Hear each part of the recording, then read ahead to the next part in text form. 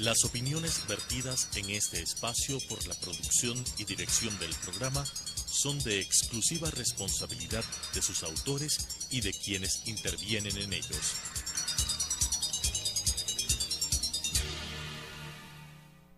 Sucesos presenta Punto de Vista, pensamiento libre y crítico. Día a día buscaremos diferentes visiones para la comprensión de la realidad del tercer milenio. Punto de Vista, un espacio que une noticia, análisis y opinión. Bienvenidos.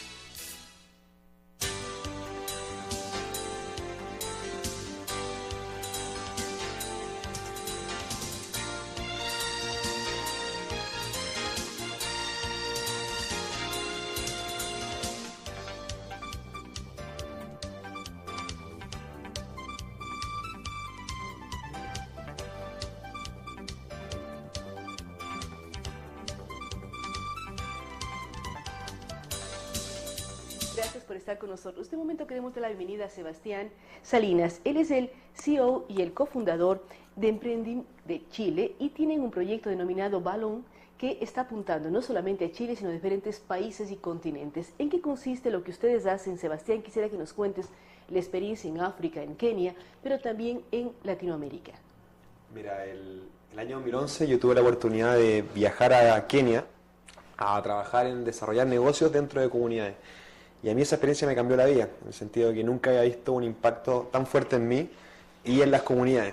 Y finalmente dijimos, bueno, ¿por qué no hacemos esto? Me imagino que deben haber muchos jóvenes en el mundo que estarían dispuestos a vivir una experiencia de este tipo, y ¿por qué no vendemos esto? Formar líderes sociales a través del desarrollo de negocios dentro de una comunidad. Y con un porcentaje de lo que nos paguen, armamos un pozo común y lo invertimos en los mejores proyectos. Y ahí nació esta idea, partimos en Kenia, luego fue Chile, después fue Ghana, después fue Uganda, Argentina, México y ahora Filipinas. Entonces opera Balloon, está en esos 7 países, son programas para que jóvenes de espíritu, no de edad, quieran ir a dejar un impacto social dentro de estas mismas comunidades, aprender también cómo se desarrollan negocios dentro de comunidades, siempre respetando la cultura y el patrimonio de la zona, y son intervenciones que duran, esta es una parte de un programa que dura 3 años dentro de una comunidad. Ustedes están trabajando en este momento en 3 continentes. Están en Filipinas, que es Asia, lógicamente en África y en América Latina. ¿Por qué buscar comunidades tan disímiles? Porque lo que hace una comunidad filipina no es lo mismo lo que hacen los mapuches en Chile o en Uganda. O sea, son polos opuestos. ¿Cómo identifican qué comunidad necesita la ayuda y qué jóvenes, de qué latitudes pueden ir a trabajar y apoyar a esa comunidad? Hoy día han participado 428 jóvenes de 54 países en los programas. Todos los programas de África y Asia se lo ven mis socios que están en Londres, entonces desde Londres se maneja todo, y eso tiene un fondo de cooperación del gobierno británico que es muy grande, que está enfocado 100% en jóvenes de United Kingdom, para que vivan esa experiencia. Es decir, jóvenes de Inglaterra, del Reino Unido, que viajen ya sea a Asia o a África. Sí, está muy enfocado en eso, la edad promedio son 21 o 22 años, esos programas. A diferencia de los de Latinoamérica, que es muy abierto, la edad promedio son 28 años, y la diferencia más que buscar nuevas comunidades son por los partners locales. Por ejemplo, yo en este viaje a Ecuador venía por otras cosas, pero los partners, con la gente que me he juntado, nos han hecho la invitación de querer hacer este programa en la costa en el segundo semestre, por ejemplo, del próximo año. Entonces, gracias a los partners que se están armando acá, puede ser que Ecuador pueda ser un próximo destino para poder tener Balloon Ecuador en un corto plazo. Entonces, lo mismo pasó en Uganda, lo mismo pasó en Filipinas. No es que nosotros fuimos a buscar, sino que fueron los ONGs o instituciones que dijeron, vengan para acá. ¿Cómo logran llevar adelante el proyecto Balloon? ¿Por qué la pregunta? Ustedes están involucrando al sector público, hablemos de gobiernos locales, están involucrando a empresa privada y a universidades. ¿Cómo seleccionan a los jóvenes que llevan ayuda a la comunidad? El ejemplo que pones en Latinoamérica hablas en torno a los 28 años. Es un programa abierto, habrá chicos de 25, habla de 30 y pico. Pero, ¿cómo seleccionan a los jóvenes que van a ayudar a las comunidades? Sí. Además, recordando lo que nos decías, jóvenes de corazón, no importa la edad que tengan. Sí, muy buena tu pregunta, porque antes de que lleguen estos profesionales durante estas 5 semanas que van a estar trabajando, nosotros estábamos 6 meses viviendo con la comunidad y un año antes de eso estuvimos trabajando en la selección de la comunidad. Y en esos 6 meses nosotros hacemos una evaluación de necesidades, de cuáles son las brechas que ellos tienen. Entonces también en base a las necesidades buscamos los profesionales de las carreras que queremos que vengan a trabajar directamente con ellos. Y el proceso es un formulario online, tienen que hacer un video, tienen una entrevista, tienen un test de personalidad y tienen que hacer un ensayo. O sea, hay un filtro muy, muy, muy minucioso para poder tener los mejores profesionales para esa comunidad. Estamos hablando, postulan 180 personas por cada programa y tenemos 16 cupos. Entonces esa es como la proporción. ¿Y las 180 personas que postulan, de cuántos países son? ¿Cuán involucrado está el mundo académico, universitario? Sí. Hablas de profesionales ya con sus carreras y que son los que se necesita para la comunidad en cuestión. Sí, mira, el 65% de los profesionales que vienen de manera individual. El otro porcentaje, que es como el 35, casi 40, vienen financiados por universidades de distintos países. Nosotros tenemos alianza con 17 universidades entre México, Colombia, Argentina, Chile y el British Council. Lamentablemente todavía no tenemos una alianza con la Universidad de Ecuador, esperamos poder sacarla en el corto plazo. Y sí, yo digo profesionales, son muchos también estudiantes de los últimos años, ¿ya? Como las medias son engañosas, entonces tenemos gente que tiene 45 años en un programa con una persona que tiene 23, entonces nos queda la media justo en 28, 30 años, entonces por eso nos podemos llevar a engañar por los 28 años, pero por eso digo y reafirmo que son jóvenes de espíritu. En todo el trabajo que hacen ustedes, van a la comunidad, están un año en proceso de selección, ¿cuál es la comunidad más idónea para recibir el proyecto Balloon? Después tienen 6 meses de trabajo con la comunidad y al final llegan los jóvenes. ¿Qué pasa con el después de esa comunidad? Sí. Ustedes intervienen básicamente 2 años entre investigar, vivir, analizar y ya tener el trabajo con los jóvenes profesionales. ¿Qué pasa después con la comunidad? No, después de esos 5 jóvenes, nosotros seguimos casi 2 años más. O sea, son casi 4 años. Casi 4 años. Sí, son casi 4 años. Nosotros, después de los jóvenes, armamos lo que se llama Comité de Innovación Local. Y en base a esos comités de innovación local, que muchas veces son cooperativas, se transforman en juntas de vecinos, cámaras de turismo, cámaras de comercio, seguimos articulando el destino a través de esas mismas instituciones.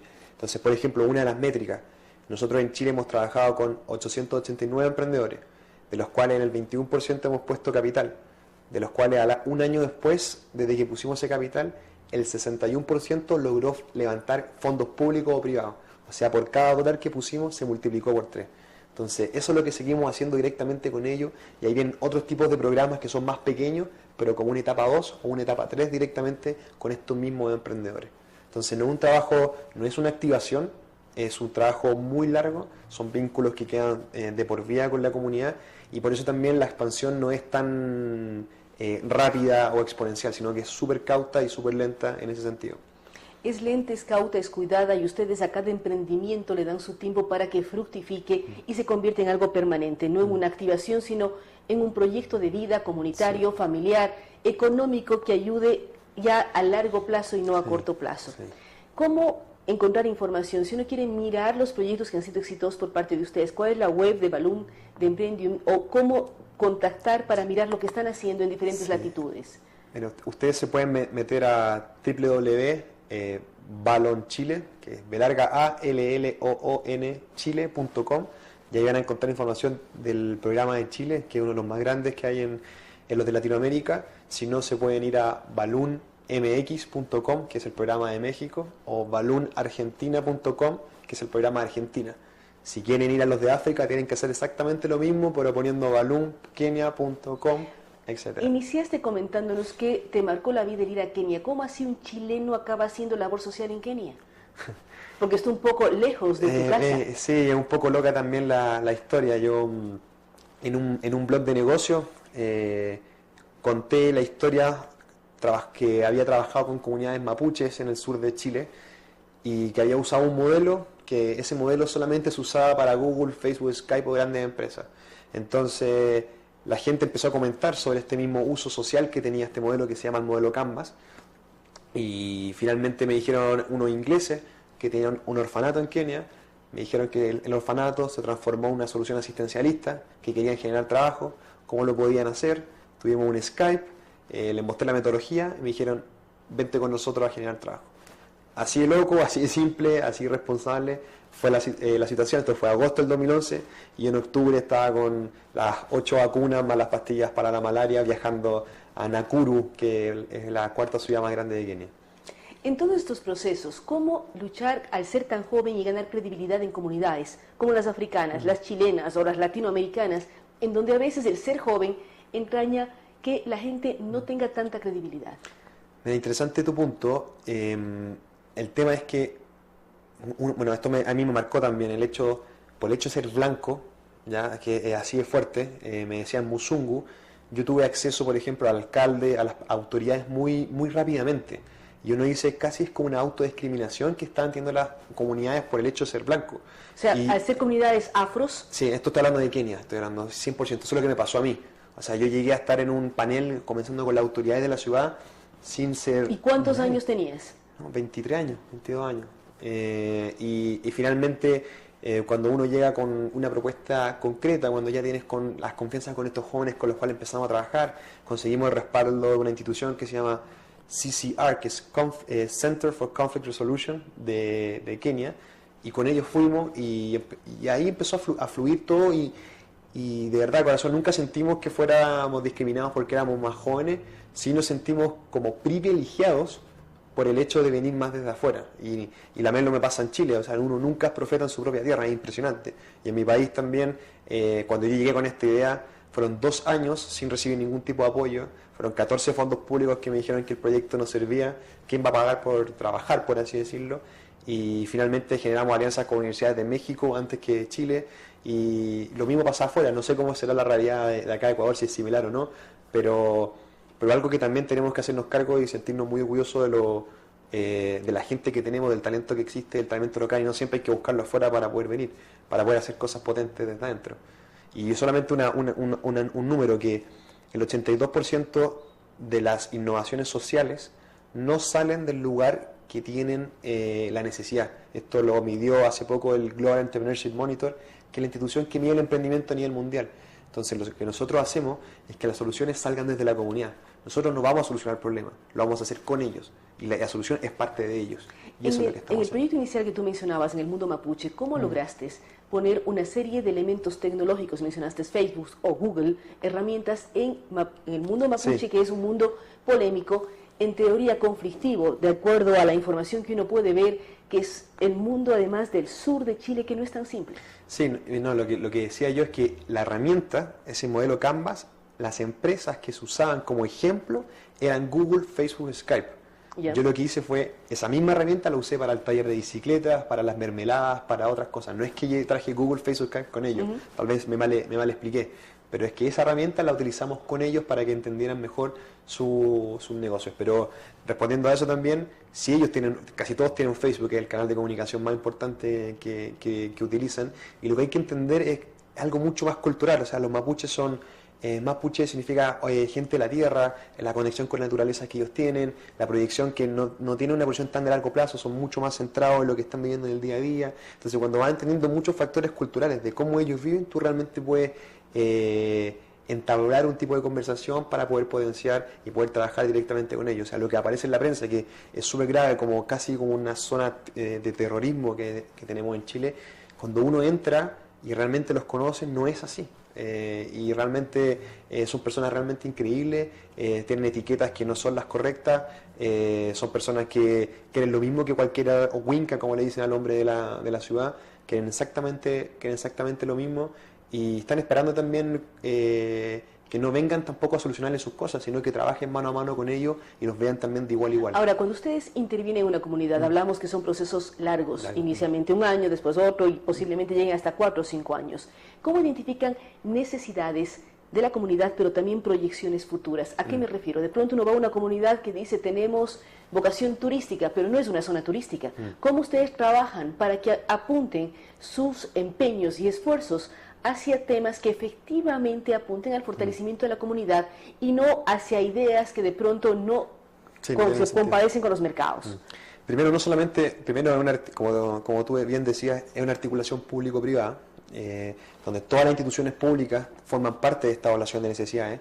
Segundo, todos los hoteles, todas las empresas, todas las juntas de vecinos, todas las cámaras de comercio, y ahí vamos a ir viendo dónde quieren converger, y también nosotros vamos facilitando y dando la información de cuáles son los reales activos que tiene esta localidad para poder potenciarlo. A veces son el turismo, otras veces son gastronómicos, otras veces son productivos, otras veces son de otro tipo de cosas. Y ellos también son conscientes, o sea, por más que a veces quieren empujar hacia otro lado, nunca ha sido tan difícil en ponerse de acuerdo en cuáles son los activos realmente de esta comunidad.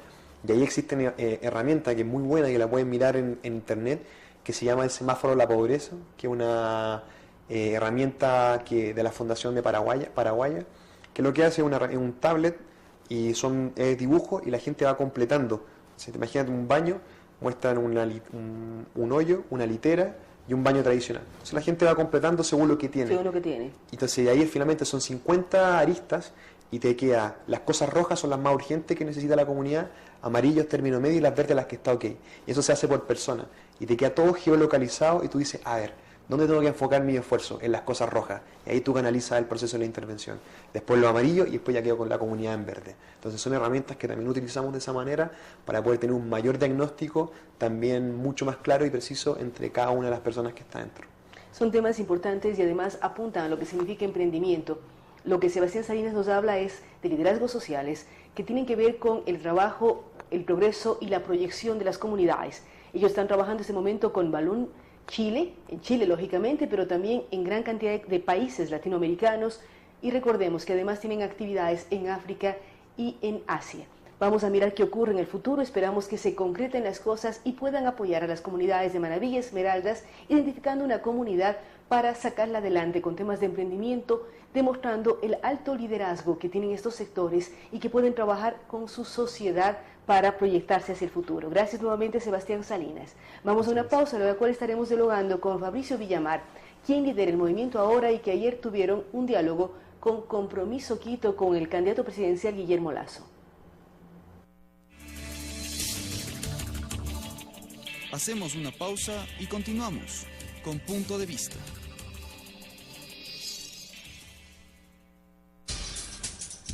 Telesucesos es un canal de televisión comprometido por entero a la noble tarea de comunicar con responsabilidad.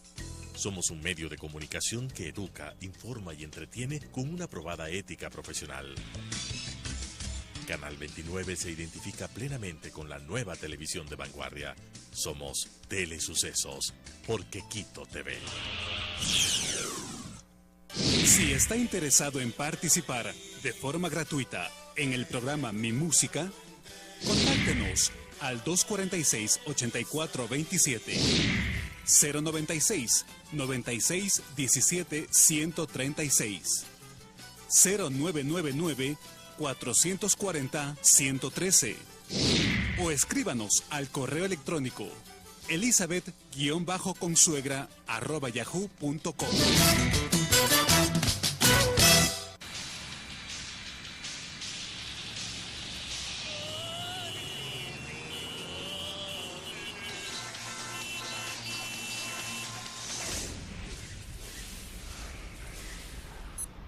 Tómelo con calma.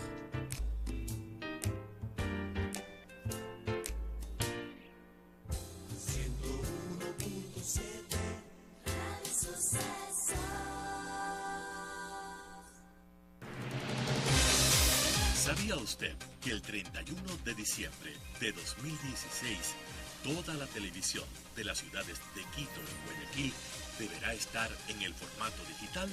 Pero no se preocupe, Telesucesos ya es digital. Sintonícenos en el 29.1 HD, la televisión que usted merece.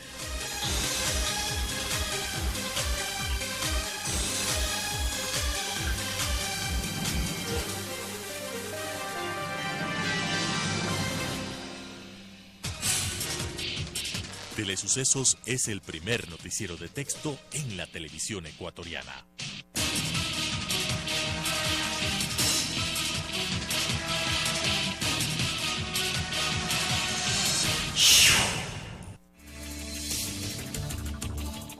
Con estas ideas y opiniones, regresamos con Punto de Vista.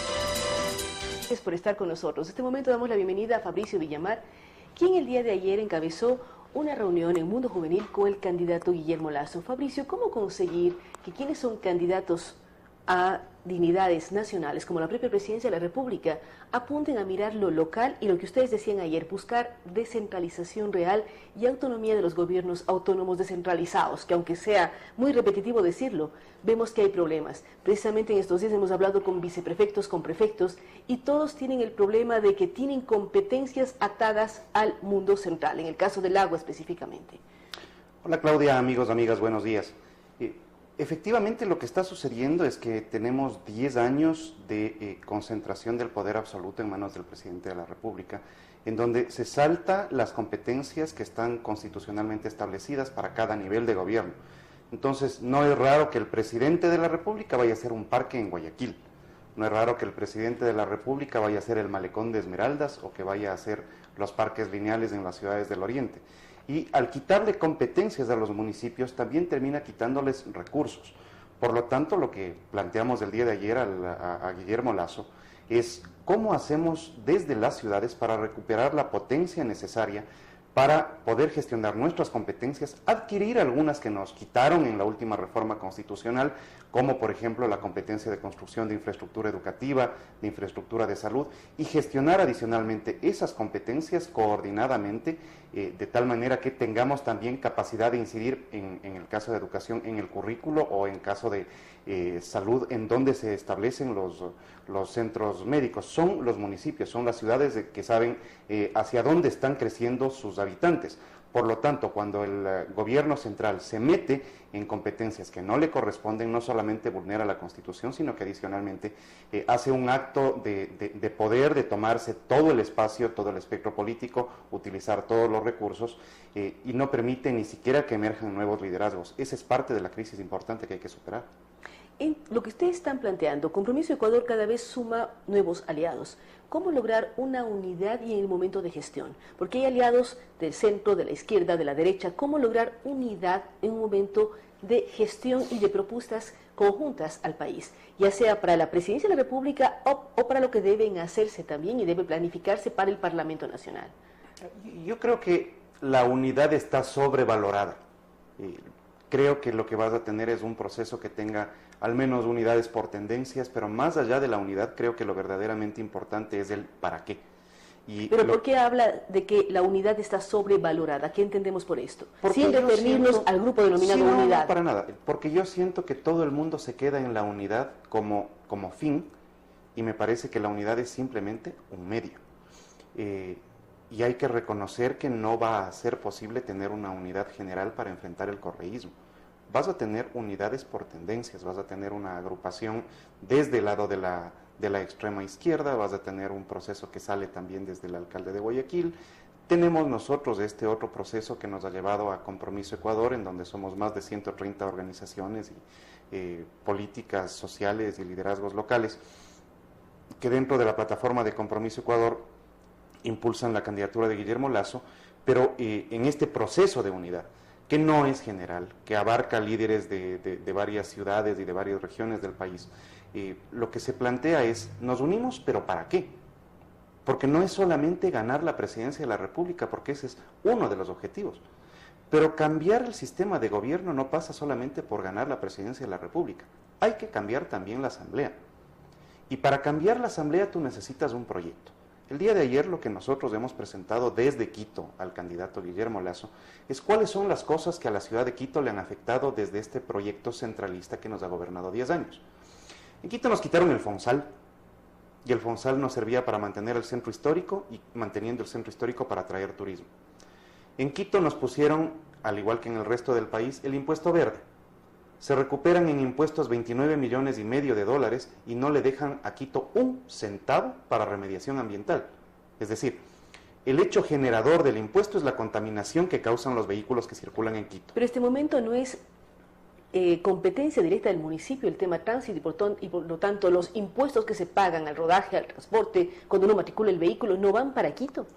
Lo que es impuesto de rodaje, sí, la patente de rodaje, en efecto, pero aparte de eso, si es que las personas que nos están viendo revisan lo que han pagado en la matrícula de su carro, pagan una altísima cantidad de plata a la Agencia Nacional de Tránsito, no al municipio, pagan una altísima cantidad de plata por la tenencia del vehículo, hay un impuesto a la propiedad del vehículo, y pagan una altísima cantidad de plata por el impuesto verde. Eso no llega a los municipios. Es decir, el municipio o los municipios se convirtieron en recaudadores de otras agencias nacionales. Exactamente. Entonces, lo que les decía, sacan 29 millones y medio de dólares del impuesto verde y no le regresan un centavo a Quito.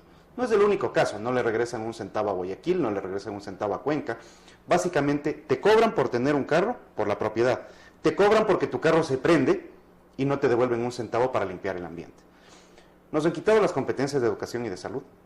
En Quito se preguntarán por qué no se continuó con el soterramiento de cables, que aparentemente debería ser una función de los municipios. Pues bueno, cuando pasaron la ley de electrificación, pusieron que es el ministro de Electricidad el que determina cuándo, dónde y a qué costo se hace el soterramiento. Es decir, el proyecto que lo empezó el alcalde anterior no se pudo continuar por un tema de que hay una intervención del Ministerio de Electricidad. Por este concepto de centralismo, de este centralismo tan fuerte que tiene este gobierno.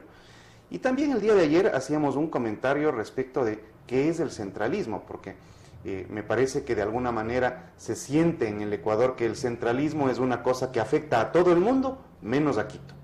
Y no es así. El centralismo es una forma de gobierno y una forma de administración. Podemos decir Quito es el centro del centralismo, aquí está todo el mundo público. Si es que la capital de la República estuviera en Cayambe, los cayambeños no tendrían la culpa del centralismo. Si es que la capital de la República estuviera en Quevedo, los quevedeños no tendrían la culpa del centralismo. El que tengamos un presidente y un modelo centralista no es culpa de los quiteños. También somos víctimas. Y en ese centralismo hemos perdido muchísimas competencias.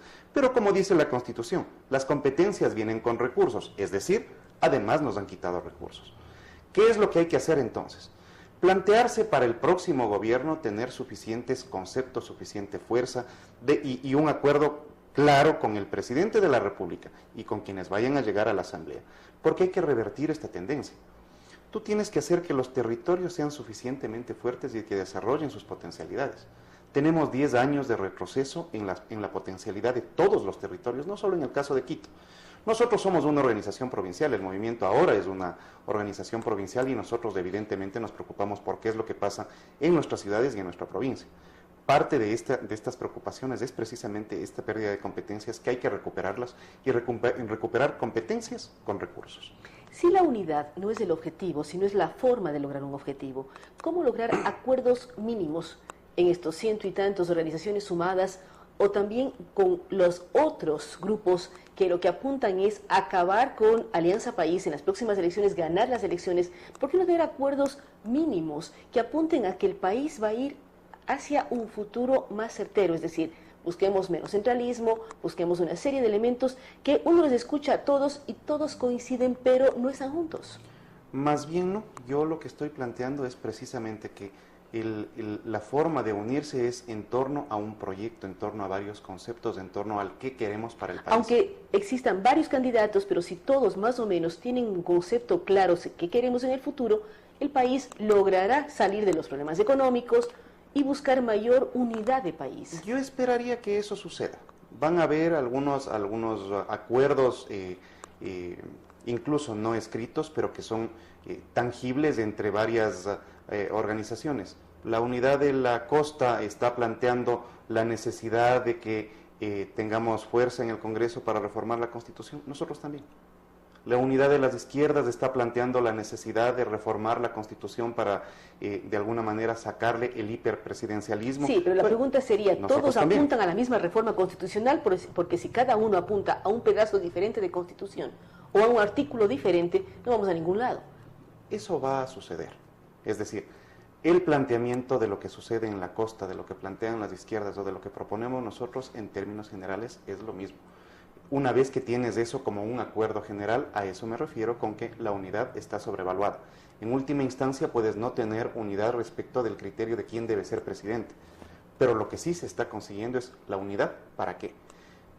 Para devolverles a los territorios sus potencialidades, competencias y recursos, para poder hacer retroceder el Estado centralista, para poder eliminar las últimas reformas constitucionales, para deshacernos de la ley de comunicación en los términos en los que fue concebida. Me parece que ahí tienes puntos suficientes para un gran acuerdo. Hay puntos suficientes, hay una serie de acuerdos o de puntos en común en los diferentes sectores. ¿Qué ocurre en cambio con el movimiento ahora? ¿Fue inscrito o no fue inscrito? ¿Qué pasó con las famosas firmas? Y los movimientos a nivel nacional y partidos tendremos resultados el día de mañana. Pero ¿qué ocurre con este movimiento de carácter provincial? Bueno, los movimientos provinciales se constituyen para participar en las elecciones locales y estas son para el año 2019. Nosotros nos adelantamos en el proceso de constitución, nos pasamos en el número de firmas, nos han pedido que completemos el número de firmas de adherentes permanentes. ¿Qué significa firma simple y adherente permanente? Que la ley te establece que tú tienes que tener un número de firmas de adherentes, que son las personas que cuando estamos en las calles nos firman, y los adherentes permanentes, que son aquellas personas que pueden tener capacidad de decisión dentro de la organización. Entonces nos han pedido que ampliemos el número de adherentes permanentes y eso es lo que estamos haciendo. En lo que es el número de adherentes, en cambio, nuestro problema es que no nos faltaron firmas, sino que nos sobraron. Y en ese proceso vamos a terminar hasta el mes de diciembre, que tenemos plazo y estamos avanzando en el proceso de constitución. En adelante, independientemente de que aún no estamos registrados, creo que tenemos una organización que está ganando fuerza. Creo que tenemos una organización que está ganando representación, que está consiguiendo cosas importantes, que plantea fuertemente desde el territorio. Creo que somos una organización que podrá tener un discurso muy potente para el año 2019. ¿Y cómo, como organización, son parte del Grupo Compromiso? ¿Cómo están ustedes apoyando a la candidatura presidencial de Guillermo Lasso y cómo van a apoyar a la estructuración de listas para la Asamblea Nacional? En este año, a principios de este año, en el mes de febrero, nos invitaron a formar parte de Compromiso Ecuador, Guillermo Lasso, César Monge. Tuvimos una conversación clara respecto de qué es lo que nosotros planteamos y cómo desde este planteamiento de volver a darle a Quito lo que se merece, podemos aportar en esta plataforma de Compromiso Ecuador. Lo que hemos planteado se ha suscrito el día de ayer. Hemos llegado a un acuerdo claro de que hay que recuperar la representatividad de los quiteños en la política nacional también. Y me parece que esa es una punta de acuerdo importante. Para lo que es la estructuración de qué es lo que electoralmente vaya a salir de Compromiso Ecuador, de Creo, de todos los adherentes, falta un montón de tiempo todavía. Falta un montón de tiempo que ya son unos pocos meses.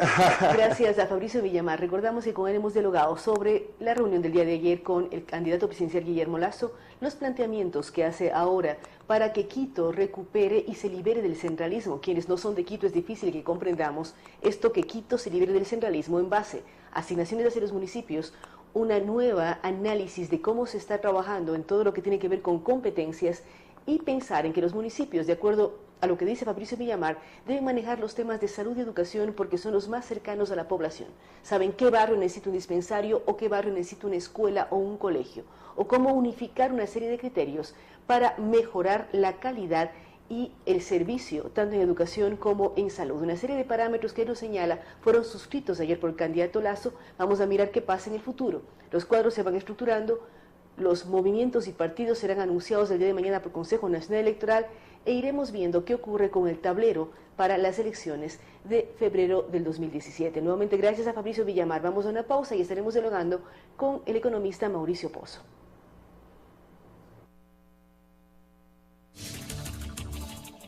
Hacemos una pausa y continuamos con Punto de Vista.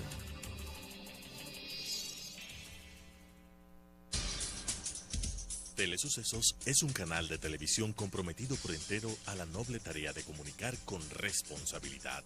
Somos un medio de comunicación que educa, informa y entretiene con una probada ética profesional. Canal 29 se identifica plenamente con la nueva televisión de vanguardia. Somos Telesucesos, porque Quito te ve. Si está interesado en participar de forma gratuita en el programa Mi Música, contáctenos al 246-8427, 096 96 17 136, 0999 440 113 o escríbanos al correo electrónico elizabeth-consuegra@yahoo.com.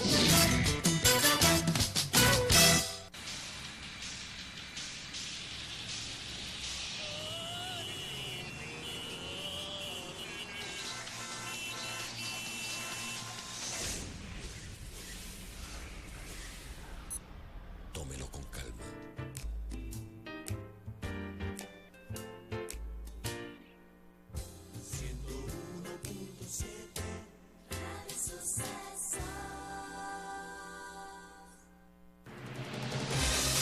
¿Sabía usted que el 31 de diciembre de 2016 toda la televisión de las ciudades de Quito y Guayaquil deberá estar en el formato digital? Pero no se preocupe, Telesucesos ya es digital. Sintonícenos en el 29.1 HD, la televisión que usted merece.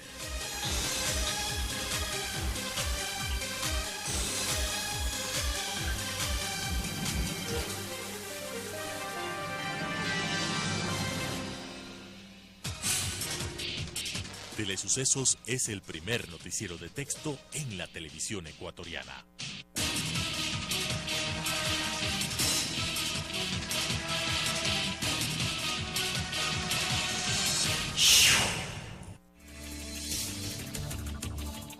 Con estas ideas y opiniones, regresamos con Punto de Vista.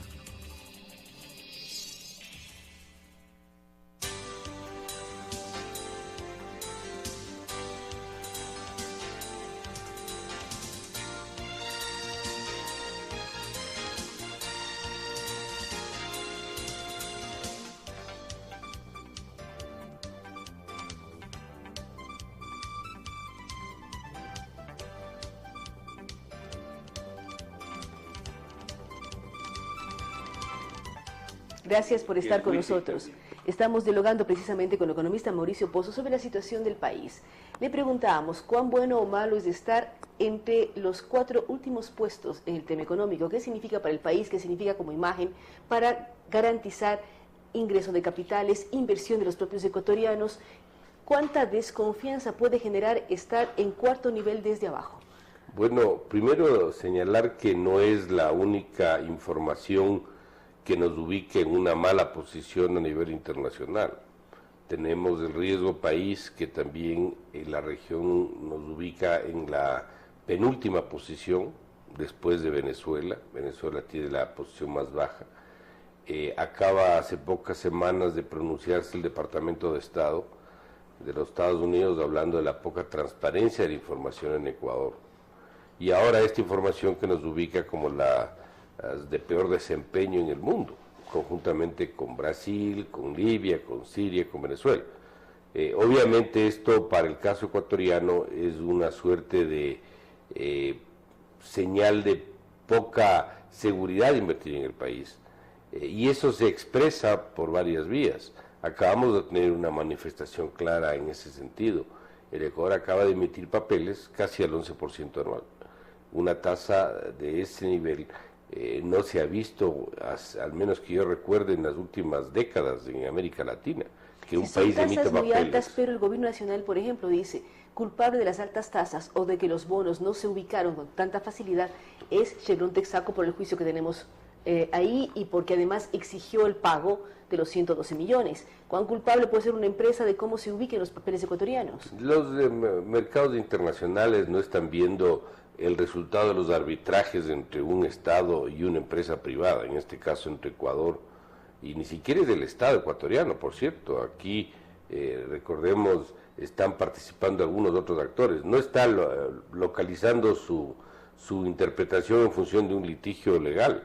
Está viendo un conjunto de indicadores donde está viendo el manejo macroeconómico del país, la apertura del país a la inversión extranjera, la normativa tributaria, si es estable, si no es estable, las condiciones para poder invertir en el Ecuador, el trato amigable o no que pueda tener un gobierno con el sector privado. Es decir, la lista es larga, no está viendo un problema particular de litigio, de arbitraje externo, y por lo tanto me parece salido de los cabellos decir que porque hay una actitud de Chevron Texaco, el Ecuador colocó papeles al 1075, o sea, eso es seguirle buscando echarle la culpa de los males del Ecuador a la economía internacional. Yo creo que eso es absolutamente equivocado.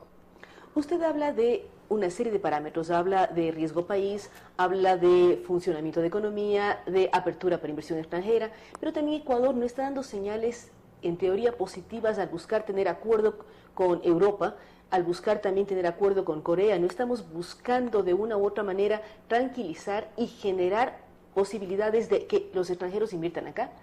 El problema de esto, Claudia, es que en el mismo tiempo que busca un acuerdo comercial, el ministro de Comercio Exterior, hay declaraciones que van en sentido absolutamente contrario. Mientras el ministro de Comercio Exterior dice una cosa, el canciller dice otra cosa. ¿Cómo es posible, por ejemplo, que estando asilado el señor Assange en la Embajada del Ecuador en Londres, le hayan dado el espacio para que haga críticas contra un candidato a la presidencia de los Estados Unidos? ¿En qué posición nos ubica frente a nuestro principal socio comercial la política internacional del Ecuador, dándole ese espacio de difusión? Supuestamente le están dando asilo político a una embajada ecuatoriana afuera. Entonces me parece que el que mientras unos hacen una cosa, otros hacen otra, obviamente la señal internacional es absolutamente confusa. Colocan papeles en el mercado, pero no le dejan que el Fondo Monetario publique el artículo 4, que es un informe anual que hacen a los países suscriptores. ¿Y cómo se logra esto? ¿Cómo evitar que el Fondo Monetario publique?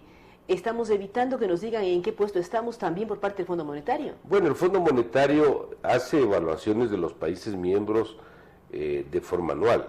Esto es lo que se llama el artículo 4 de información macroeconómica. Ya lo hizo el año pasado, que por cierto fue un informe bastante político, diría yo. Dice un poco los temas a favor, los temas en contra, recomienda hay que manejar en orden las finanzas públicas, los subsidios no pueden ser abiertos, tienen que ser focalizados, la deuda tiene que crecer de acuerdo al crecimiento de la economía, o sea, principios básicos. Sí sorprende que en este momento, con el informe reciente que acaban de hacer, no quieran que se publique. El Ecuador está en potestad de prohibir eso. El fondo necesita la autorización del gobierno para poder publicar, pero es una pésima señal, porque lo primero que a uno se le ocurre es quién controla el Fondo Monetario, qué es lo que está observando, qué es lo que está viendo, que el gobierno no quiere que se publique. Entonces es una señal más de la poca transparencia de la información que tenemos. Por otra parte, vemos inversión. Estábamos comentando fuera de micrófonos qué pasa con los puertos de Puerto Bolívar y Pozorja. En Puerto Bolívar hay inversión turca y en Pozorja habrá inversión de Dubái. ¿No hay un cambio de imagen? ¿En qué consisten las inversiones en los dos puertos que van a ser los más importantes del país? Esto se ve finalmente, como se dice al final del día, en números. El Ecuador en los últimos 9 años, de años completos del actual gobierno, ha tenido un monto de inversión extranjera respecto al tamaño de la economía que ha fluctuado entre el 0,7 y el 1% del PIB. Unos años del 0,7, otros años del 0,8, otros años del 1, pero por ahí ha estado fluctuando. Los países vecinos tienen participaciones que fluctúan entre el 4 y el 8% del PIB. Es decir, estamos muy por debajo. Varias veces más de lo que muchas veces más. Y digo con relación al PIB para que obviamente no me digan que estoy comparando países mucho más grandes. Es obvio que no es lo mismo 10.000 millones para el Ecuador que 10.000 millones para Brasil. Obviamente las proporciones son distintas, por eso lo relaciono con el PIB.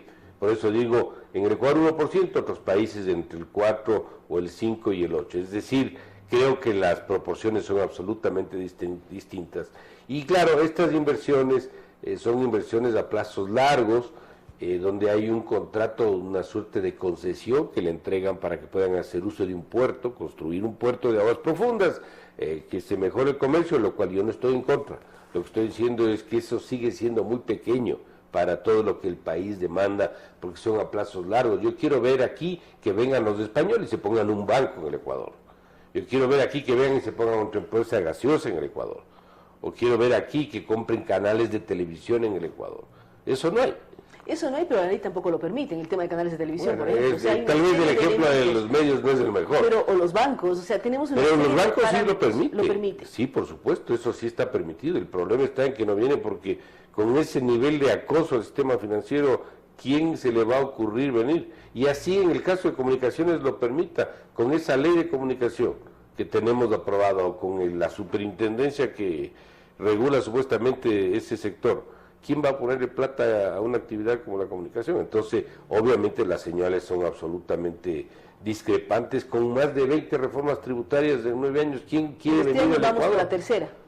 Es una barbaridad. O sea, y ya... encima, una reforma tributaria en un año de recesión económica que aquí y en la China es de un contrasentido económico desde el ángulo que se lo quiera ver.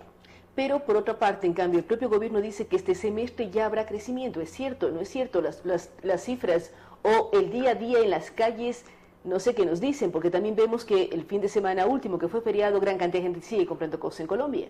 Claudia, el problema está en que el gobierno cuadra las cifras para el speech político. Le voy a decir algo. ¿Por qué dice que el segundo semestre va a ser supuestamente reactivación, que estamos mejor? Dice por dos cosas. Uno, porque hay un aumento de depósitos en el sistema financiero. Pero no dice por qué hay el aumento de depósitos. No es que la gente que sacó plata de los bancos de repente dijo, no, ahora ya hay confianza, otra vez depositemos. No, es la plata de la deuda.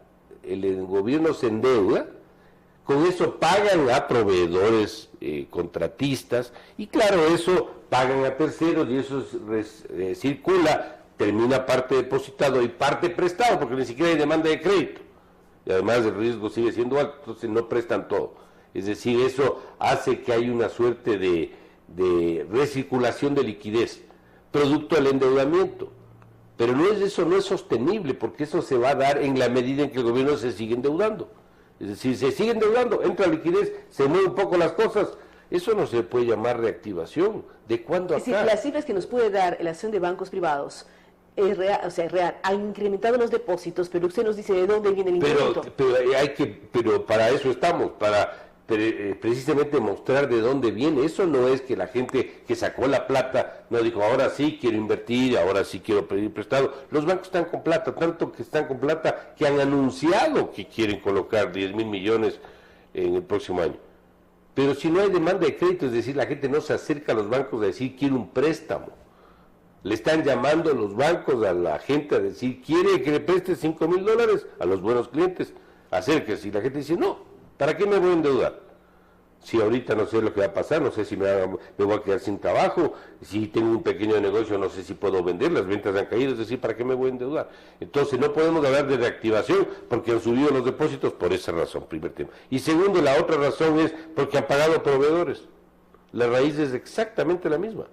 ¿Por qué? Porque han conseguido endeudarse. ¿Con quién? Con los chinos, 1.500 millones. Con la emisión de los bonos que acabo de explicar, 1.000 millones más. Y con eso pagan sueldos, pagan proveedores, acreedores del Estado y la economía se mueve un poco. En la medida, ¿cuánto se moverá? En la medida que consigan más plata afuera. Entonces, decir que ahí hay una reactivación económica, creo que la distancia es muy grande. ¿Cómo analizar las cifras reales de la economía ecuatoriana? Usted dice, no estamos creciendo, sino es plata de deuda que ingresó en el sistema financiero y por lo tanto hay crecimiento de depósito, pero que no significa reactivación económica. Son dos cosas totalmente diferentes. ¿Cómo sincerar las cifras? Porque además estamos en meses previa elección y me imagino que los candidatos que quieren ir a la Asamblea o a la Presidencia deberían saber qué país es en el que estamos en temas económicos. Hay varios indicadores, no es ese el único. Uno de ellos es que hay un proceso de crecimiento del crédito a tasas, yo diría, adecuadas, del 15 o del 20% por año, que es lo que venía creciendo en años anteriores, pero eso se da cuando los bancos ven seguro prestar, uno, y tienen la demanda del crédito por otro, es decir, ese proceso. Ahora, el crédito no es que no ha crecido, la tasa de crecimiento es negativa, no crece el crédito. Porque la gente no quiere endeudarse. Claro. Segundo, las ventas de las empresas, pues.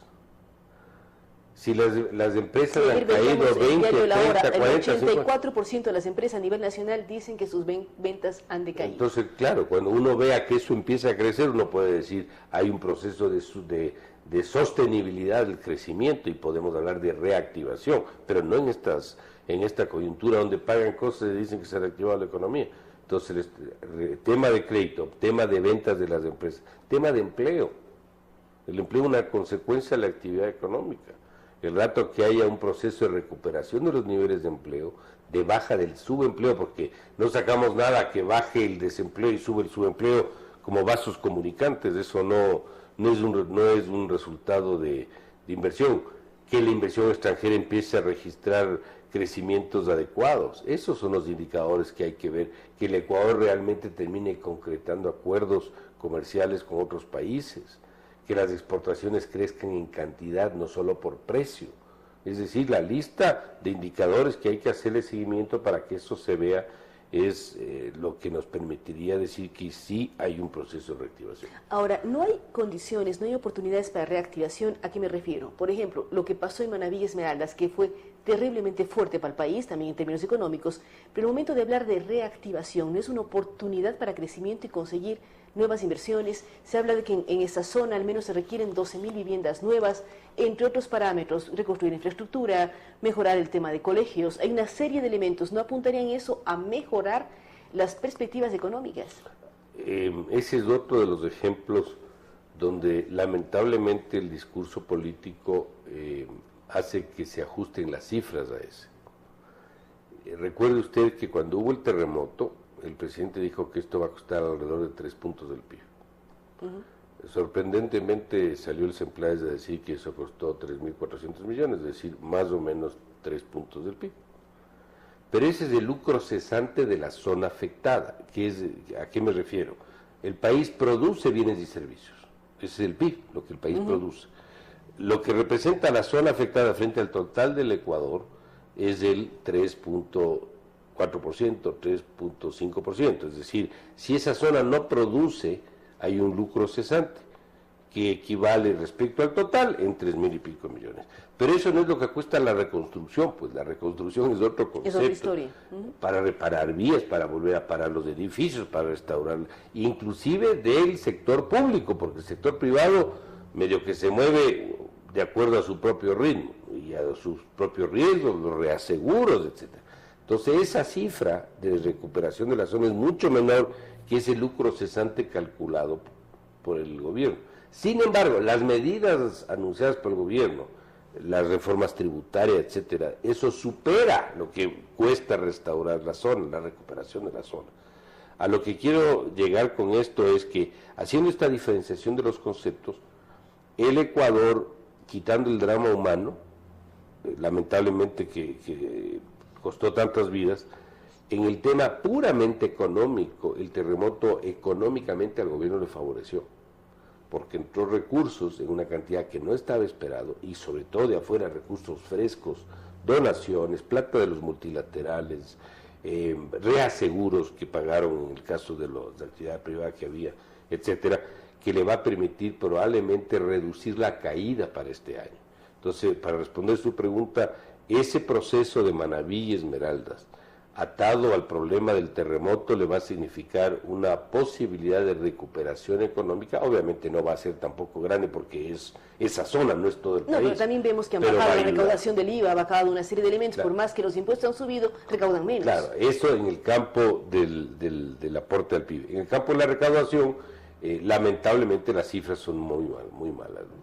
El IVA cae cerca del 20%, ya con cifras al primer semestre, frente al mismo primer semestre del año pasado, y el IVA es un medidor, termómetro muy claro del nivel de actividad, porque es un impuesto a las transacciones, a las compras y a las ventas, y eso que cae en el 20 es la señal, yo diría, más clara de que hay un proceso recesivo en el país y que eso no está sujeto a discusión alguna, diga lo que diga el gobierno.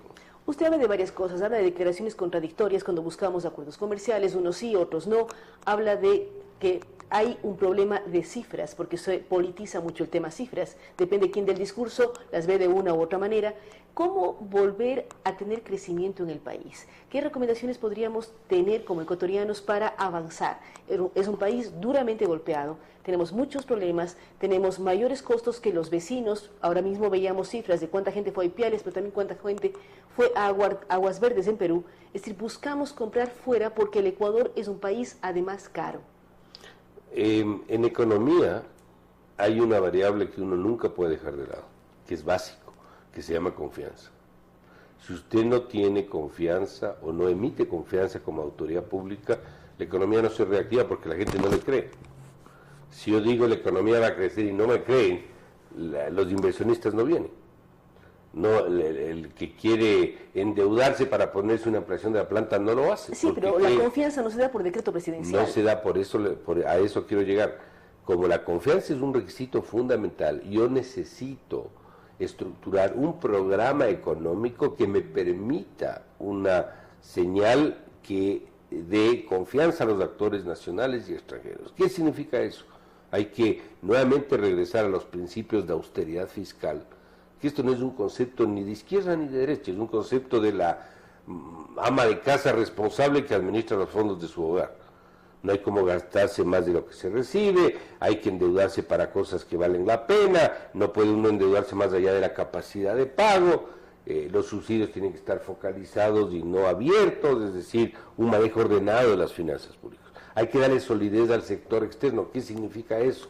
Hay que darle seguridad para que venga inversión extranjera, las exportaciones tienen que recibir capacidad de vender mejor en otros mercados con acuerdos de comercio, hay que dar al sector privado el rol que le corresponde, hay que dar estabilidad tributaria, todas esas cosas hay que hacer. ¿Para qué? Para dar la confianza necesaria y el país puede entrar en una ruta de crecimiento y de sostenibilidad hacia adelante. Caso contrario, estaremos viviendo de la deuda, que creo que ha sido la tónica en los últimos meses y que creo que va a ser la tónica de aquí hasta que se acabe la actualidad. ¿Pero hasta cuándo podemos endeudarnos? Bueno, el gobierno hasta en eso ha manejado también las cifras, porque no registra operaciones de deuda y por lo tanto no supera todavía esa restricción legal del 40%. En la práctica ya superó ese 40% hace bastante tiempo. Estamos más o menos en el 47, 48% de relación deuda-PIB. ¿Hasta dónde podemos endeudarnos? Hasta donde nos presten los prestamistas de aquí y de afuera. Sí, pero esto hay que ver las tasas de interés y qué va a pasar a futuro, cómo pagamos esos intereses. Es que ese es el problema. Pues ahora creo que lo que menos le importa al gobierno es cuáles son las condiciones financieras de los préstamos. Lo que le importa es que le presten la plata. ¿Y por qué? Porque no le va a tocar pagar a ellos, pues le va a tocar afrontar esa situación a un siguiente gobierno, que por cierto, esa va a ser una de las prioridades a ejecutar. Va a tener que nuevamente, como lo hicimos años atrás, sentarse con los acreedores a buscar un acuerdo de mercado, no un acuerdo de decir no pago la deuda. Yo estoy absolutamente en desacuerdo con esos pronunciamientos. Un acuerdo que permita en condiciones de mercado buscar condiciones financieras mejores, reemplazar deuda cara por deuda barata, ampliar los plazos, pero para yo poder recolocar deuda en mejores condiciones necesito bajar el riesgo país, y para bajar el riesgo necesito un programa económico que dé confianza. Caso contrario, lo que haré es endeudarme en condiciones muy similares. Entonces, eso es precisamente lo que hay que hacer. Muchísimas gracias a Mauricio Pozo. Nos deja muy preocupados cuando hablamos de que hay que sincerar los temas. Uno de esos es la propia deuda externa. Él dice que el gobierno afirma que no hemos llegado al 40%, pero de acuerdo a los datos que él maneja, hablamos ya hasta de un 48% del PIB. Hay que ver qué ocurre a futuro, ver cómo el país logra generar confianza en base a lo que él menciona, un plan económico serio, creíble, en donde se hable de mejorar la situación, pensar en acuerdos internacionales de comercio, dar el rol debido al mundo privado y también sincerar la economía ecuatoriana. Hay una serie de información que nos ha dado, es decir, sí hay crecimiento en depósitos, pero crecimiento en depósitos no significa recuperación de la economía, significa que el gobierno pagó las deudas en base a un endeudamiento externo y por lo tanto hay más dinero en los bancos, lo que no significa que la economía se haya reactivado. Nuevamente, gracias a Mauricio Pozo, gracias a ustedes que nos han acompañado. Queremos recordarles que este programa llega con el apoyo del Centro Comercial El Bosque, de MAPS, de Cheviplan, de la Cooperativa Policía Nacional, de las tarjetas de Banco Pichincha y de la Universidad Internacional del Ecuador. Con ustedes hasta el día de mañana. Las opiniones vertidas en este espacio por la producción y dirección del programa son de exclusiva responsabilidad de sus autores y de quienes intervienen en ellos.